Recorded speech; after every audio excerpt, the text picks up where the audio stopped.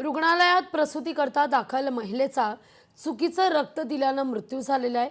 पंढरपूर शहरातील मोहिते रुग्णालयात हा सगळा प्रकार घडतोय।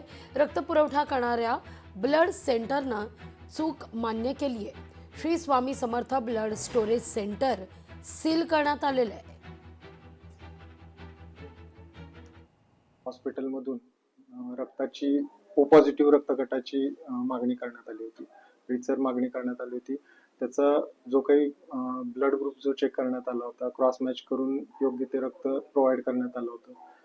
रक्त दिल्यानंतर पेशंटला त्रास होतोय म्हणून पुढे सोलापूरला पाठवण्यात आलं। दुर्दैवी पेशंटचा पुढील उपचारामध्ये मृत्यू झालेला आहे।